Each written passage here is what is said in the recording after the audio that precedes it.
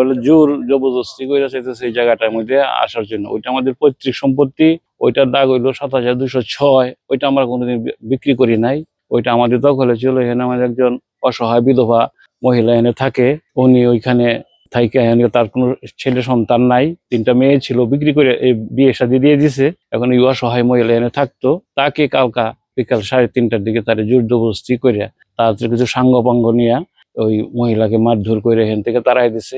ওই মহিলা যে কোন জায়গায় এখনো আছে তার সাথে তার সন্ধান এখন আমরা পাই নাই। ওই মহিলাকে ওরা কি আটকায় রাখছে বা ওই মহিলা কোথায় আছে আমরা এখনো পর্যন্ত তার কোনো পাই নাই, সন্ধান পাই নাই।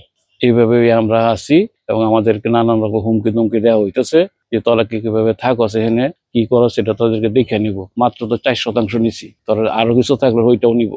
আমি বিআরএস রেকর্ডিও মালিক খালেকুজ্জামানের কাছ থেকে 2% জমি কিনছি 25/9/25-এ। কিনা এই জমি আমি খারিজ করছি।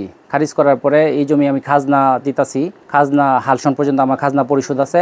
আমার যে বাসার যে বিদ্যুৎ মিটারটাও আমার নামে। আর এই বাসার যে পৌরসভার যে হোল্ডিং ট্যাক্সের পরিশোধটাও আমার নামে, আমার নিজ নামেই পৌর খাজনা রাজনা আমি দিয়ে যেতেছি। তখন থাকারত অবস্থায় আমার এই জায়গা আমি যখন কিনি, যখন আমার জোরপূর্বক এই বাসা থেকে বের করে দেওয়ার পরে যে একটা মহিলা আছে ভাড়াটি হিসেবে থাকতো, এই মহিলারে কেন্দ্র করে তারা 144 ধারা মামলা করছে সজল চক্রবর্তী নামে, যেটা মামলা নাম্বার হয়েছে 15-17-25। আমার নামে মিথ্যা একটা মামলা করছে। মিথ্যা মামলাটা করার পরে আমি এখন অসহায় হয়ে আমি প্রশাসনের সুদৃষ্টি কামনা করতেছি।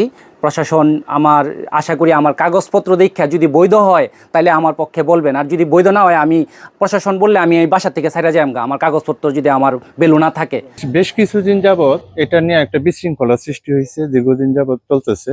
তো এখন ওরা এই রিপন নামে ছেলে, সে আয়সা এই জায়গাটাতে দখল নিয়েছে। হ্যাঁ, আমরা যতদূর জানি, আর আমি পাশের প্রতিবেশী হিসাবে গতকালকে যখন দখলের কোনো প্রক্রিয়া হয়, যখন প্রক্রিয়া হইতেছে তখন আমি বের হয়েছি। বের হওয়ার পরে আমি এটা যথাযথ প্রতিবাদ করার চেষ্টা করছি।